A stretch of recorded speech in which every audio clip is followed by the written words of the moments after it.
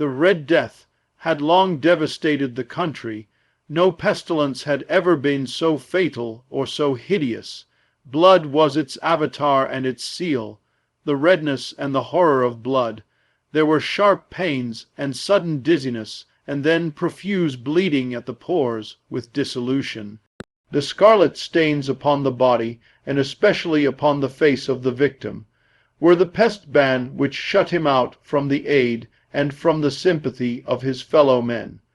And the whole seizure, progress, and termination of the disease were the incidents of half an hour. But Prince Prospero was happy and dauntless and sagacious.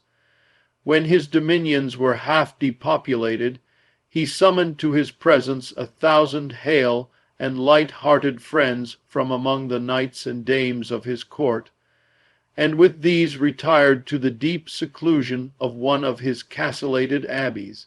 This was an extensive and magnificent structure, the creation of the prince's own eccentric yet august taste. A strong and lofty wall girdled it in. This wall had gates of iron. The courtiers, having entered, brought furnaces and massy hammers and welded the bolts. They resolved to leave means neither of ingress nor egress to the sudden impulses of despair or of frenzy from within. The abbey was amply provisioned. With such precautions, the courtiers might bid defiance to contagion. The external world could take care of itself. In the meantime it was folly to grieve or to think. The prince had provided all the appliances of pleasure. There were buffoons, there were improvisatori, there were ballet dancers, there were musicians, there was beauty, there was wine. All these and security were within.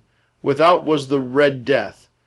It was toward the close of the 5th or 6th month of his seclusion, and while the pestilence raged most furiously abroad, that the Prince Prospero entertained his 1,000 friends at a masked ball of the most unusual magnificence.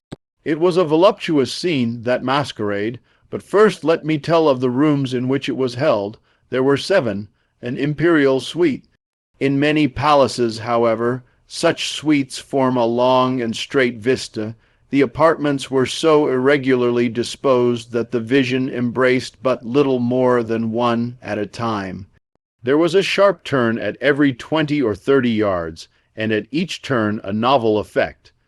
To the right and left, in the middle of each wall, a tall and narrow Gothic window looked out upon a closed corridor which pursued the windings of the suite. These windows were of stained glass, whose color varied in accordance with the prevailing hue of the decorations of the chamber into which it opened.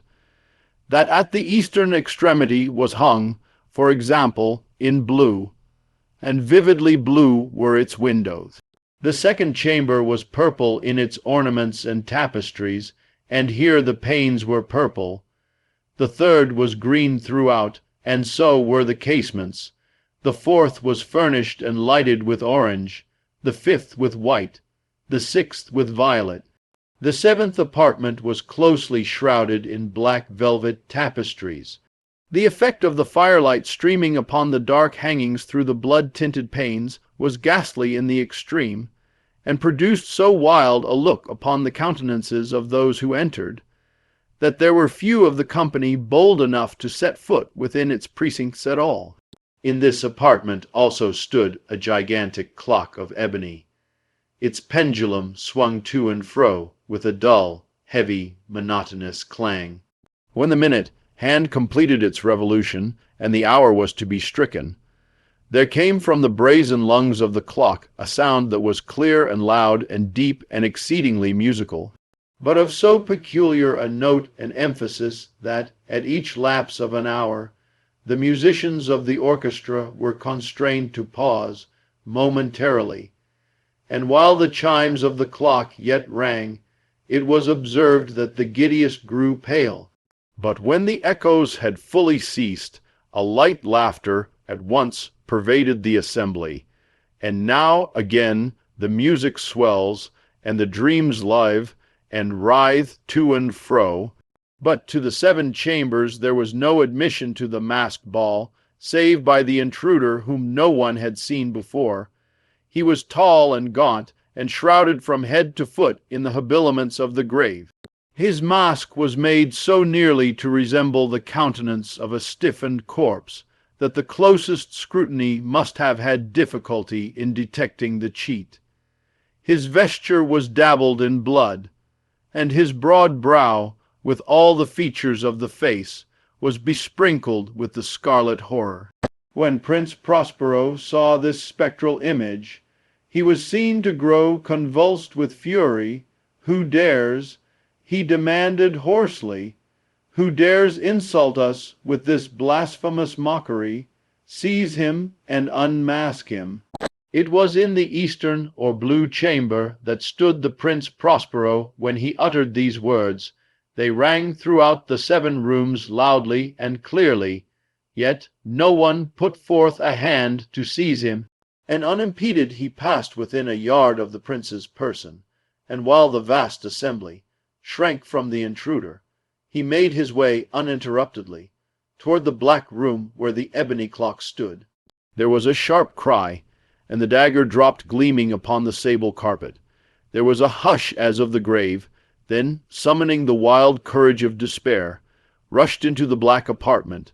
They gasped in unutterable horror at finding the grave, cerements and corpse, like Masque, untenanted by any tangible form, and now was acknowledged the presence of the Red Death.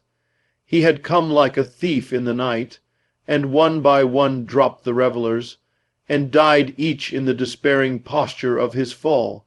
And the life of the ebony clock went out with that of the last of the gay, and the flames of the tripods expired, and darkness and decay and the Red Death held illimitable dominion over all.